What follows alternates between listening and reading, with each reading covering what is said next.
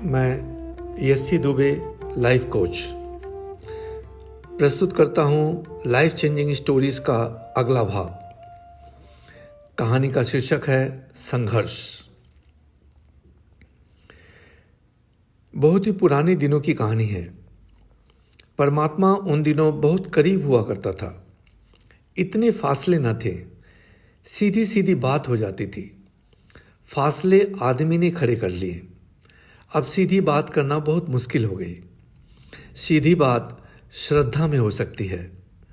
उस किसान ने बड़ी श्रद्धा से आकाश की तरफ मुंह उठाकर कहा, एक दफ़ा इस साल मुझे मौका दे दो।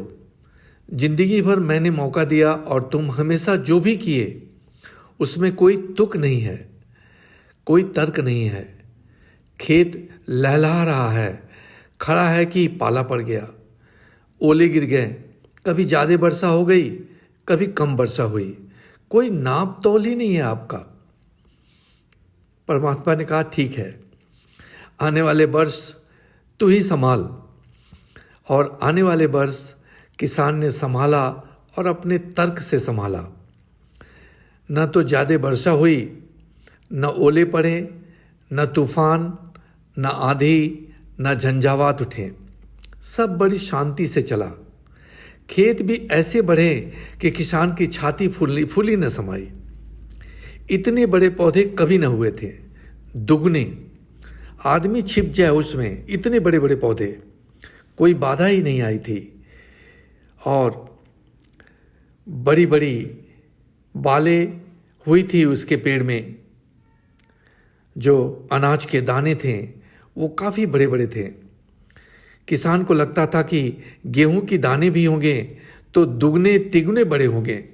दिखाऊंगा परमात्मा को कि तुम्हें जिंदगी हो गई। यही उपद्रव करते करते पूछ लेते मैं बता देता। फिर फसल कटी, और जब फसल कटी किसान छाती पीटकर रोने लगा। बालें तो बड़ी थी, जो अनाज के दाने थे वे तो बड़े थे, मगर उनमें दाने न पड़े थे।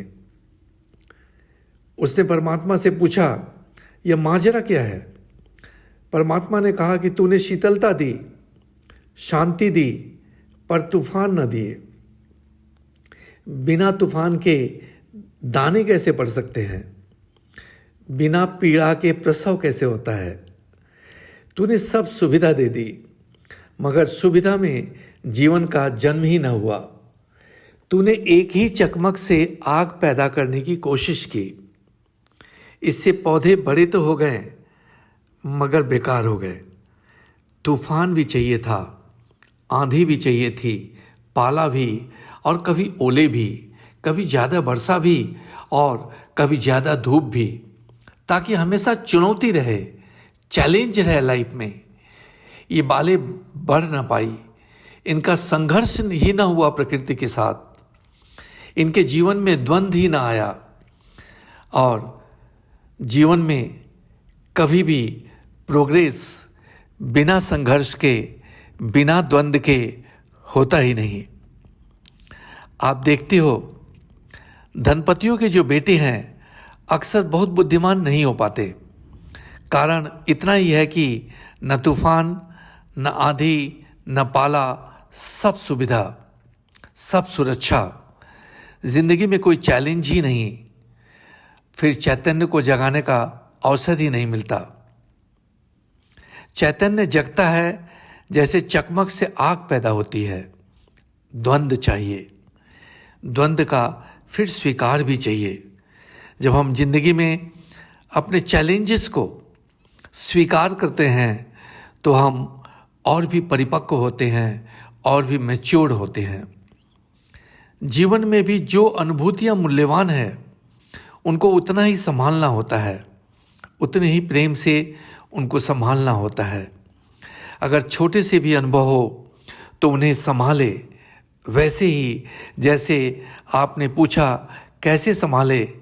अगर मैं आपको कुछ हीरे दे दूं तो आप उन्हें कैसे संभालेंगे? अगर आपको कोई बहुमूल्य खजाना मिल जाए तो आप उसे कैसे संभालेंगे? उसे आप कहाँ रखेंगे, उसे आप छिपा कर रखना चाहेंगे, उसे अपने हृदय के करीब रखना चाहेंगे। उन अनुभूतियों को संभालें, वे ही असली सिक्के हैं जिन्होंने आपके जीवन को स्फुरण दिया हो, आपके जीवन को मैच्योर किया हो, प्रेरणा दी हो, आपके भीतर कुछ परिवर्तन किया हो, कुछ कंपित किया हो, कुछ श्रेष्ठ की तरफ आपके भीतर लपट पैदा हुई हो। उन्हें हमेशा संभाल के रखें। तो जिंदगी में जब कभी भी कोई चैलेंजेज आए तो उससे कभी घबराना नहीं। ये चैलेंजेज ही है जो आपको मैच्योर बनाएगा। ये चैलेंजेज ही है, ये संघर्ष ही है जो आपको ऊंचाई तक ले जाएगा। इस संघर्ष के लिए भी आप परमात्मा को धन्यवाद दें। धन्यवाद।